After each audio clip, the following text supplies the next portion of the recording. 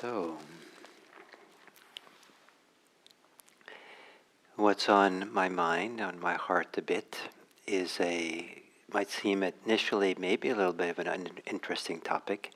I hope I can make it interesting, and that is the sixth factor of the Eightfold Path, which is right effort. And maybe one thing that will kind of maybe pique your interest around this topic of right effort is the first time many years ago, over 25 years ago, that I gave a series of talks on the Eightfold Path, one of the most important teachings of the Buddha. And I did it, I was going to do it one factor for every evening. And so I was going through the factors, and then it was time to do the factor on right effort.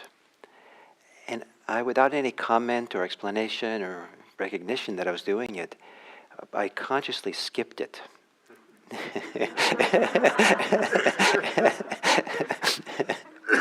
And no one asked me, why'd you skip it? And the reason I skipped it was I wasn't really behind it. I couldn't quite get myself inspired by it.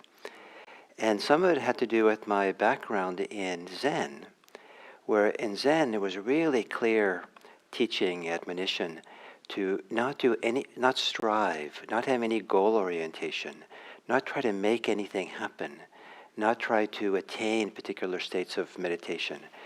Rather, the instruction was to wholeheartedly, fully be present for what is.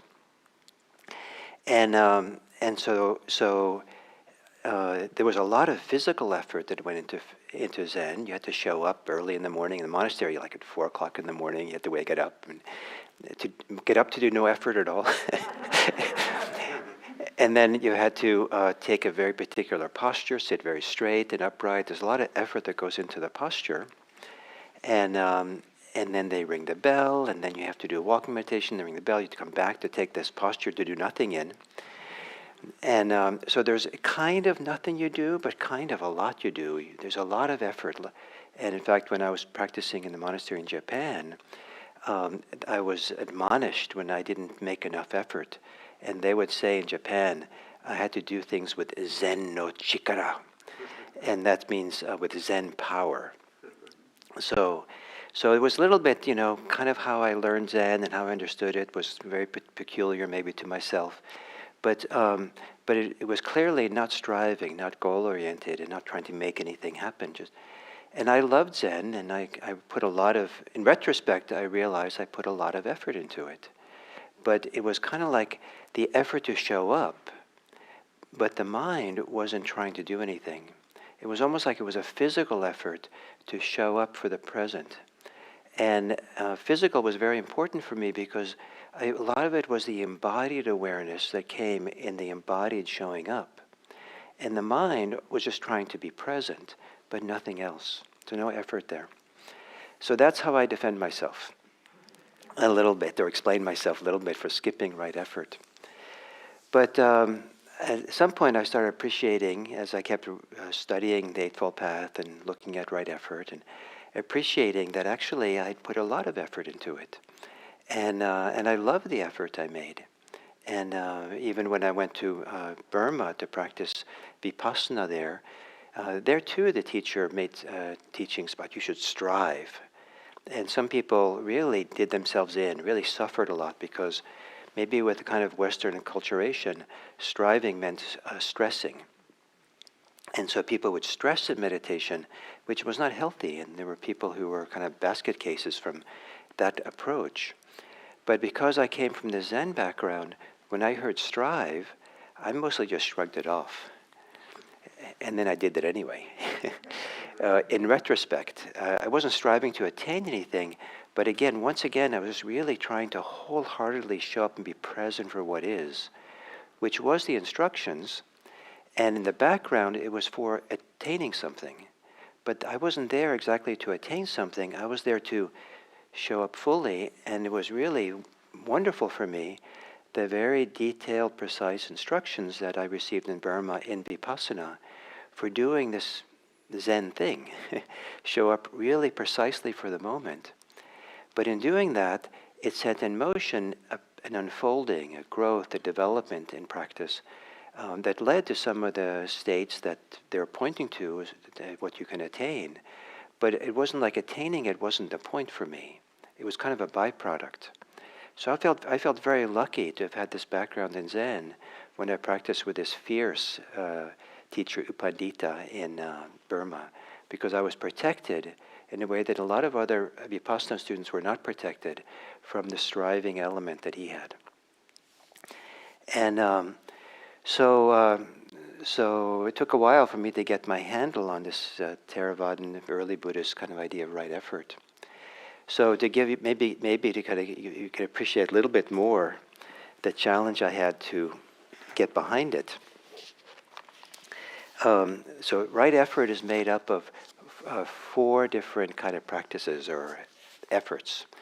And whether we should call it effort or endeavor, some people translate it 4 endeavors, the right endeavor, and maybe that feels a little bit more relaxing. I don't know.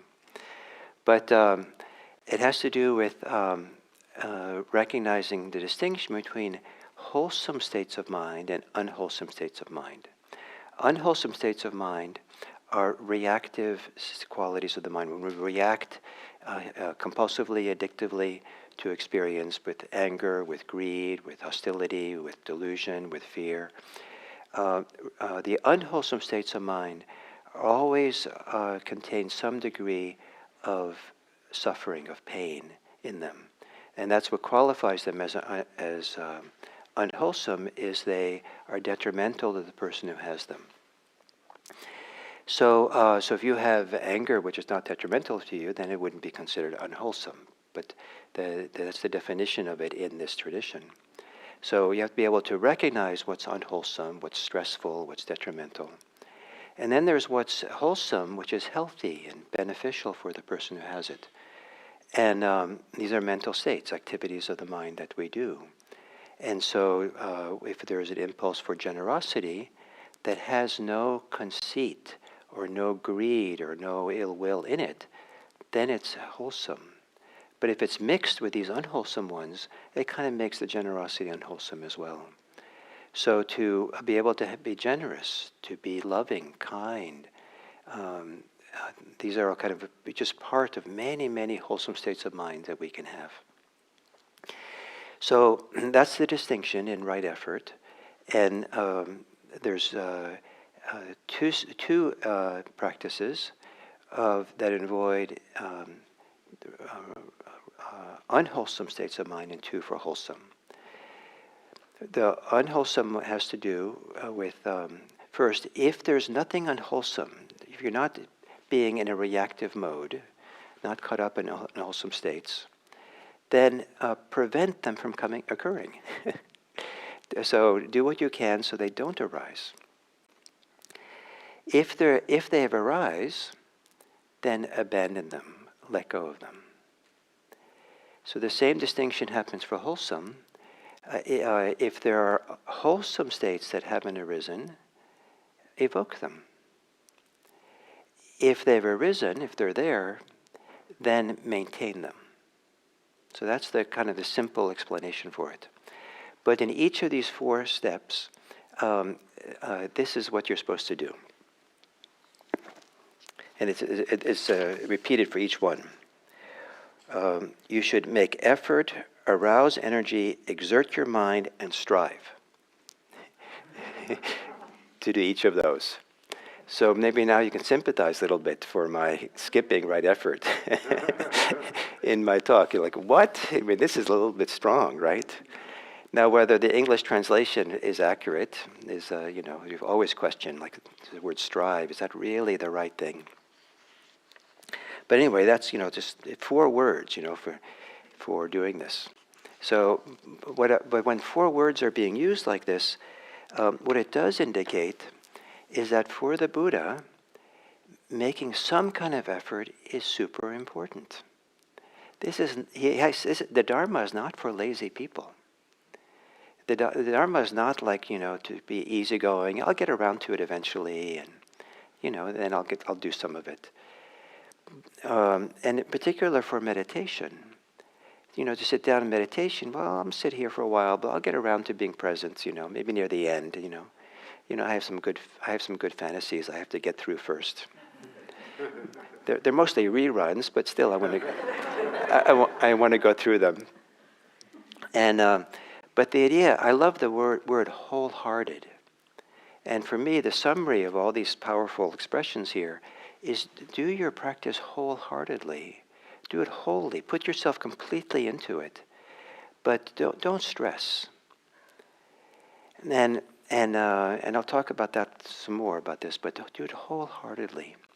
The Buddha really wants you, don't be lazy, be wholehearted. Give yourself to it. If you're going to practice, give yourself over to it when you're practicing. So like meditation, there's a peaceful way of giving yourself over to it. A peaceful way that it doesn't cause more stress or tension. A wholehearted way that actually, because of the nature of the practice, supports de-stressing, letting go, relaxing tension.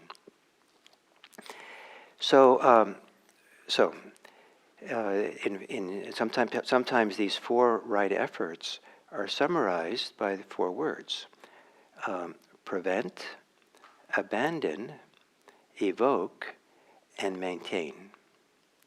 That's nice. Nice thing to remember, maybe. But if you look at the instructions a little bit more carefully, I find this is fascinating, and this is what I kind of came to realize the last few weeks, and as I've been kind of seeing the teachings of the Buddha from a new slant, the things that I overlooked before.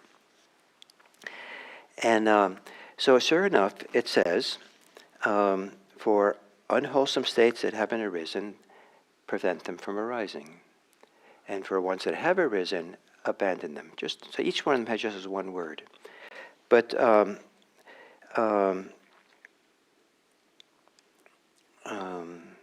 and for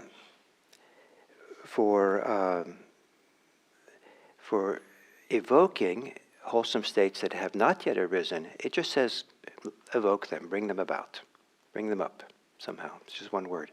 But this is what I find fascinating, is the 4th one. There are 5 words to describe what you do here, not just maintain. So in this translation, it's continue. Make the effort for the continuance, the non-disappearance, the strengthening, the increase, and the fulfillment by development, by cultivation of those wholesome states that are present. That's a lot of words. So the other I have just one word, but this has so there's a kind of like, wow. Now if you're chanting this, in the ancient world people chanted this, it has a rhythm to it, it has a heartfelt, it has an embodied feeling to it, that I think my guess is in the ancient world, it had a very different impact on people who sit down to read this and start falling asleep because of these words and the repetition. I mean, a lot of these ancient texts are not very engaging to read if you're a novice, but if you're chanting it and you get the rhythm of the language and you're being carried along by the rhythm, I can imagine that this language of it kind of almost suggests energy, suggests kind of a embodied feeling of kind of excitement, and then if you chanted it a number of times and you heard it a number of times, and it's like a refrain, and you can get behind it and chant it yourself. There's something that happens in chanting and communal chanting, that there's a concentration and a vocation, a deeper resonance inside of us for what's being talked about. So one awakens effort for the continuance, the non-disappearance, the strengthening, the increase, the fulfillment by cultivation. So anyway, I don't know if you get a sense of this rhythm and the energy behind it and how it might be conveyed in the ancient way, in the way that this was originally meant to be presented. But what strikes me is that a couple of things is I think it's fair to say that this Buddhism thing that we do is often associated with letting go. Isn't it kind of like non-attachment? And you have like you go to a block party and people, kind of like, you're Buddhist, you're doing Buddhist practice, and that's like kind of party pooping. It's just about letting go, and it's about letting go and non-attachment. This non-attachment is overdone, and my wife, when we had a little baby, went to an organization called Bay Area Attachment Parenting. So we're sitting, my parents, my wife and my son, my little baby was going to this attachment place. And but attachment has a very different meaning in psychology these days, where it's a healthy kind of sense of bonding and connection that's very important. But for Buddhists, attachment is all bad in Buddhist English. And so that's what we have. Buddhism has that reputation, but it does not have the reputation for what we're supposed to do with these wholesome states. And to increase them, to strengthen them, to expand them, to develop them. Once they've arisen, have them grow.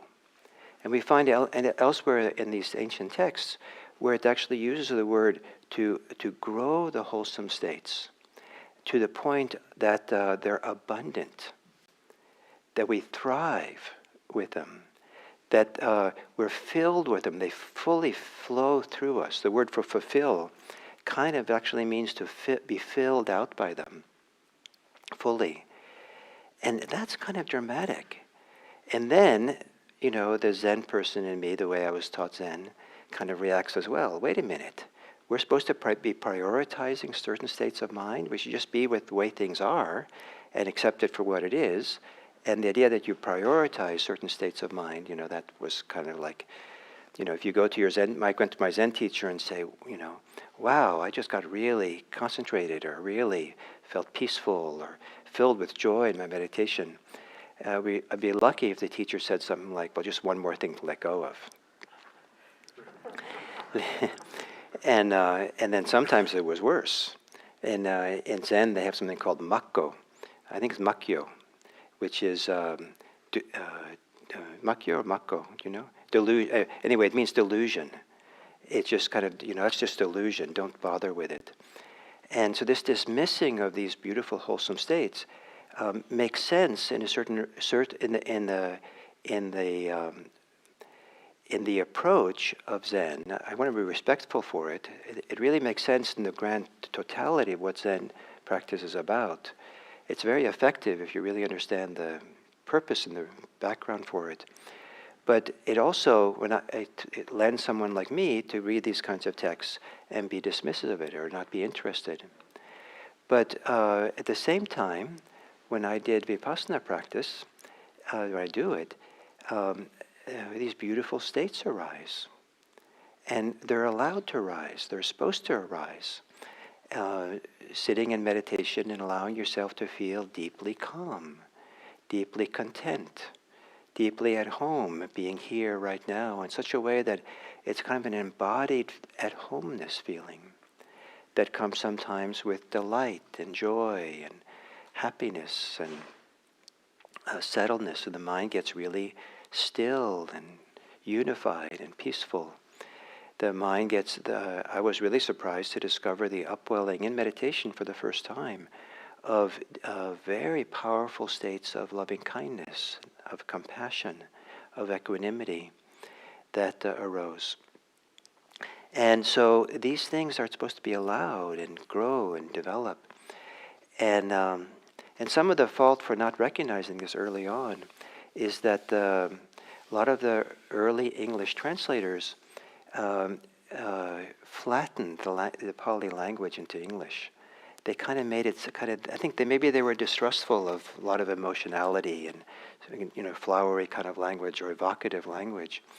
And so some of the more beautiful and inspiring words, like thriving, the word thriving became increase. and abundance became frequent or lots or something, has a very different emotional tone or feeling, the words you choose. And I think we kind of flattened it in these English translation. And so, but when you start getting this language of abundance and thriving, you get a very different feeling for what fills us, what can happen, what's possible. It's also possible to hear these and compare oneself and say, well, these aren't happening to me, so then I'm bad or wrong, or it's supposed to be different. It's also possible to think that, well, I have to strive now to attain these and huff and puff and try to hold on to it. And so there's a lot of detrimental reactivity that can come into play when we hear about these things. But that's why these 4 right efforts are needed together.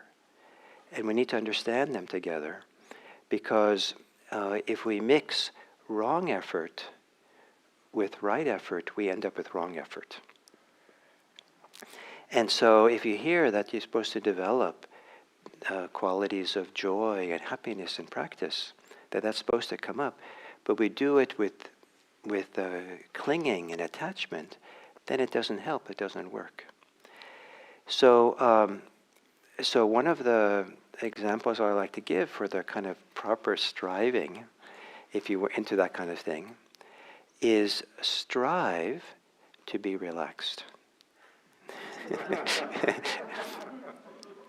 And if you strive to be relaxed, that's a protection, because you can't strive with tension and relax at the same time. If the purpose is to relax, the striving has to be wholehearted, it has to be diligent, it has to be kind of continuous, really stay on it, on top of it. But in staying on top of it, you're getting more and more relaxed. You're discovering the places within where there's tension. Just relax. And in fact, elsewhere, the Buddha talks about the first stages of meditation has a lot to do with relaxing, calming our reactivity. And in the kind of stages of meditation that he gives, it's not until there's been a fair amount of relaxation of reactivity that we begin getting into the realm of cultivating and maintaining and growing, and with these wonderful positive states of mind that can arise. And so we learn to relax the body, the Buddha said. The reactivity that's stored in our body, for someone who's new to meditation, this is one of the first things that's really useful to do. Really, really find a way to sit and meditate so the shoulders can relax, the belly can relax, the muscles of the face. Really work on sitting upright, or the equivalent for you, and let things really unwind. Don't be in a hurry to jump over that stage of a practice. And then the second instruction is to do that for the mind, for the mental world.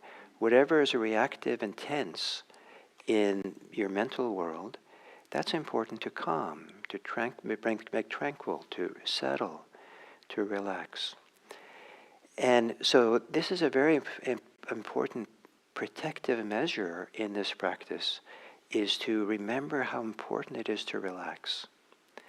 So then we take this instruction here, which says, you should make effort, arouse energy, exert your mind, and strive to relax.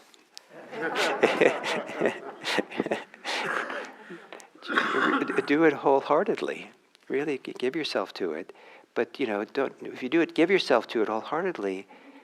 Remember to do it as a way of relaxing. And then at some point, with enough relaxation and enough being fully present here, and this is not an easy thing to come to, and many people find meditation phenomenally beneficial just because it helps them relax 10% of their tension, and they're 10% more here and more wiser because of it. But at some point, when there's enough relaxation of our reactivity, the reactive world that we're caught in and living in,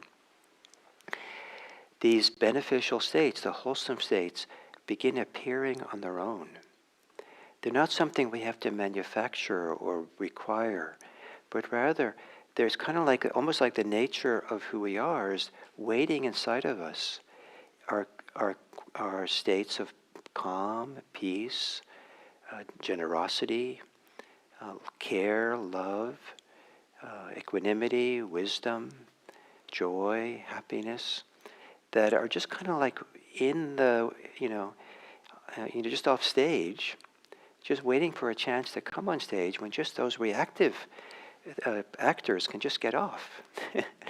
But that the reactive actors are there all the time, and so they never seem to, they think they have an endless encore.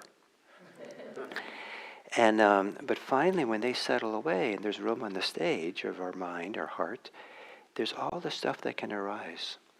And what this teaching here means for me, of support the continuous, the maintaining of it, the strengthening it, the development of it, the abundance of it, has a lot to do with allowing it to do so, getting out of the way. And this is one of the things I learned from this way I was practicing, was how useful it was to get out of my own way and kind of make room for these things. I'll make space for them, which comes from appreciating them. And it took a long time for me to appreciate these positive states of mind that can arise out of meditation, out of Buddhist practice. They arose for me, but I kind of shrugged them off or didn't pay any attention to them because of this Zen background where we weren't supposed to. But eventually I learned, this is okay to appreciate these. It's okay to make room for them and value them, because doing that is the very thing that supports them to grow more and more and more. If you don't appreciate them, they don't grow. If you get attached to them, they don't grow. If you tie them, if you connect them to your self-worth, they don't grow. Just let them be. Let them be there and support and grow and develop. And don't make them complicated. Get out of the way for them. Don't interfere with them. But then do the things that support them. And some of that supports these is the wholeheartedly showing up and being present for what is. And when the wholesome states of mind begin showing themselves, maybe as small hints at first, to be wholeheartedly present for those and making room for them, gives room for them to grow and develop.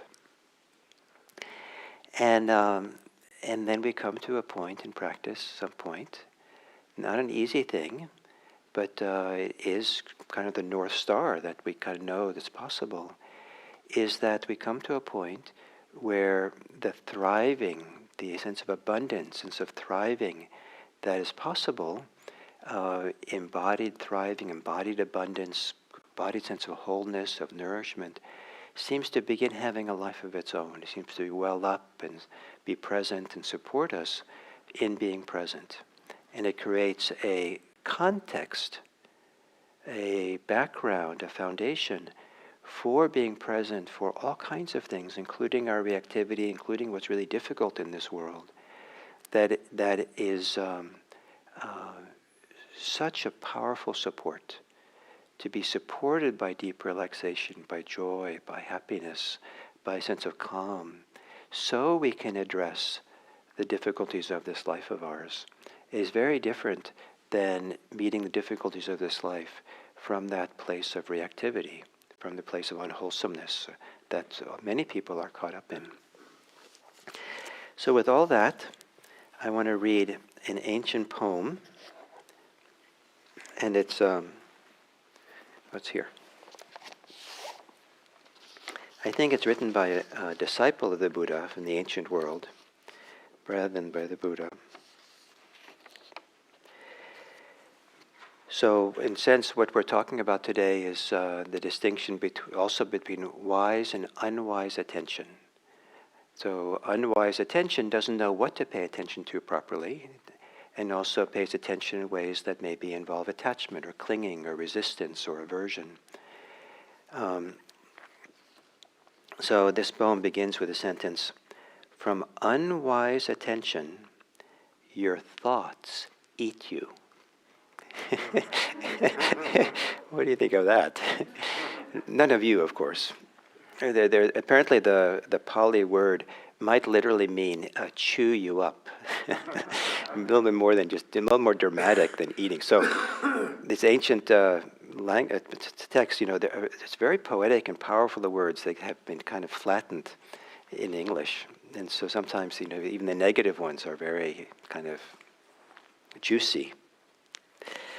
From unwise attention, your thoughts eat you. Giving up what is unwise, think wisely. Basing your thoughts on the Buddha, Dharma, Sangha, and your own virtue, you will no doubt obtain gladness, joy, and happiness. Then, with abundant gladness, you will make an end to suffering. So here you see a shift from language here, from something unwholesome, unhelpful, unwise attention. We learn how to pay attention wisely and to think wisely so that our thoughts don't eat us up, don't, pull us into the whirlpool of preoccupation. And then basing ourselves on the values, the orientation in life that the Buddha, Dharma, Sangha represents, and virtue, your own ethics, you will no doubt obtain gladness, joy, and happiness. So here's the emphasis on these wholesome, healthy qualities of mind, of heart. And then here it talks about abundance, with abundant gladness. Imagine. This language of abundance is used sometimes as a kind of, another way of talk about it, they talk about inner wealth. That faith is inner wealth.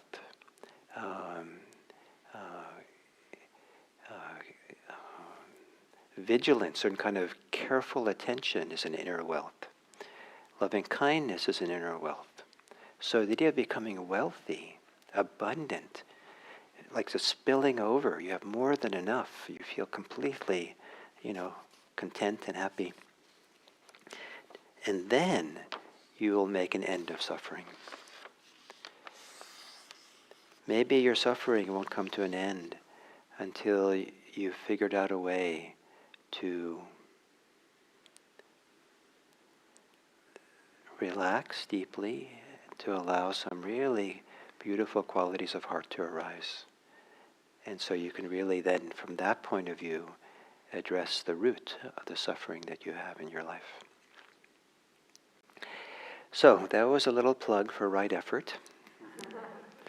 Maybe trying to make up for 25 years ago when I skipped it. So thank you. And so we have a few minutes. If some of you would like to ask questions or comments, then you're welcome to do that.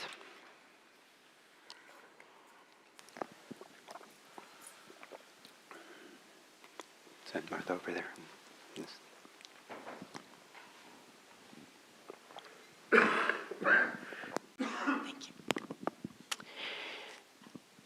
Thank you very much. That was very provocative for me.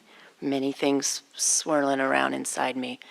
I want to add that in that place, as I've acknowledged over time, the wholesome thoughts, if you will, the positive states, the joy, the higher vibration, if you will, I feel very much that I work with that idea of what nurtures it, how do I resource it, because we're also in our human being bodies.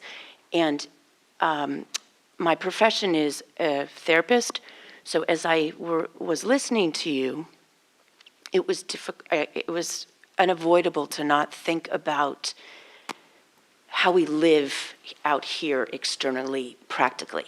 What do we do? What choices do we make to feed those states of mind? And just the one thing I wanted to share that got me very excited was when you spoke about how do we grow those wholesome states. And what came to me was express it, create, service, love more, here and here. And so thank you. You fed me deeply today. Great, thank you. That's very nice. Yeah, I think if there are these wholesome tendencies or qualities that are in us, they grow by expressing them, especially if we express them wisely. You not just inflict people with them, but the wise expression of it. And the relational is so important because one of the most common, if someone, you didn't ask me directly, but if someone asked me, how do you make these grow or these wholesome states? The most common answer the tradition gives has to do with how we live interrelationally with other people. They say you should be ethical, you practice your ethics, and generosity. Ethics is all about how we live in relationship to other people and other things, and generosity is the same thing. It's an interrelational world that is so important for all this, and sometimes because it's a meditation tradition we have, and we close our eyes in our tradition even, right? It just seems like it's so self-focused, internally focused, but a lot of this work also happens interrelationally, and just ethics and generosity is the beginning of it. So someone else?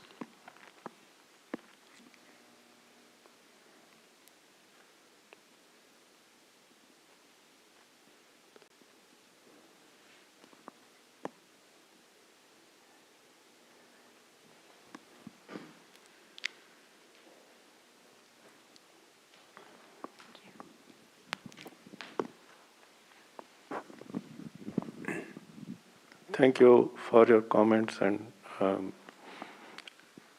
this session today. I wondered if you have tried to teach or you have taught meditation to 4 to 5-year-old students to and what your to more higher ages, maybe 9, 10, 11, 12, 13, 14. I've been trying to teach like 5 minutes meditation when I have been teaching last few weeks, and just to see how they absorb being able to close their eyes and feel the generosity and the wholesomeness of relationships. Yeah.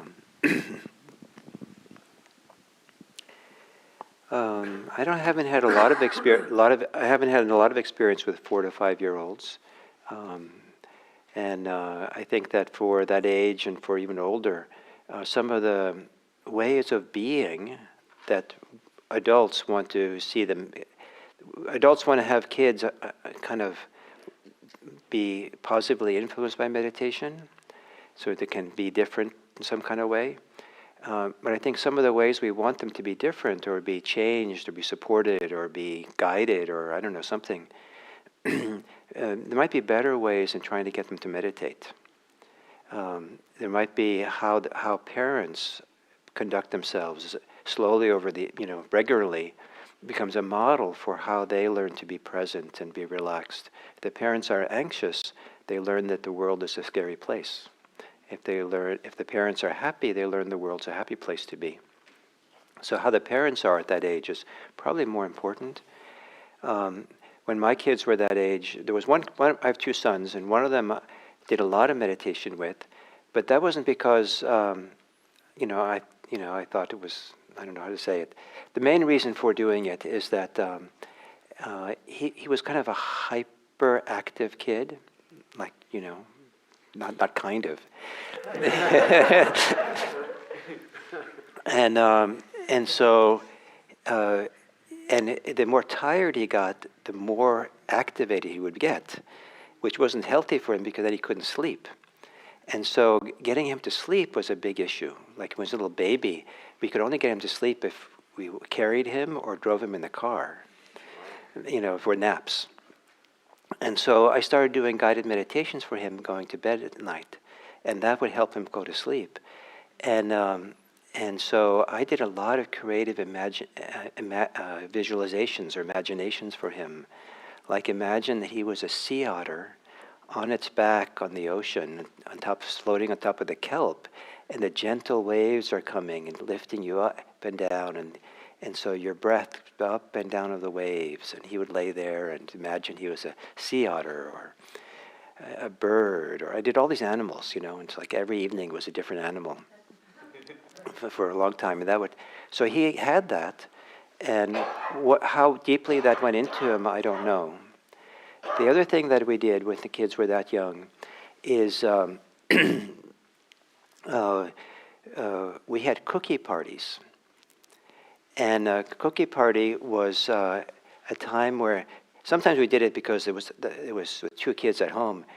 Things were, you know, I didn't know that people literally bounced off the walls. I thought it was just an expression. And so there were times when it just like was, you know, not only are they bouncing off the walls, they're going to bounce through the window soon. So we need something here. So I said, let's have a cookie party. And they knew what that meant. So they would get involved in setting it up, and we'd set up a kind of special kind of rug on the floor, and they get a little kind of flower or centerpiece, maybe a Buddha. And then we put zafus, like we have here, sitting on, around four of them for the four, or, you know, in each corner of a kind of a circle. And then we get cookies out and put them on a plate, and maybe some milk for the kids. And then we would sit there. My wife and I would sit in meditation posture, and they would sit on their zafus in the way that they do. And everything got calmed down. Everything settled and got peaceful. And there was no meditation, but there was the ambience, the tone, how the kids felt and what was going on for them. Maybe I don't know what was going on when they were activated, but they, you know, and then after we had this cookie party, they were so calm and contented and cozy, and it was such a, you know, whatever a parent wants a 4-year-old to get from meditation, we got from cookie parties. So I could say more, but that's enough for now. And I think adults do well, maybe not cookie parties, but now we call them tea ceremonies. It's looking at our tea master. So, okay, so thank you. So if some of you would like to meet outside now in the parking lot, we can take some folding chairs out, and we can take the masks off there and have more discussion for a little while, and it'd be nice to hang out. And otherwise, thank you.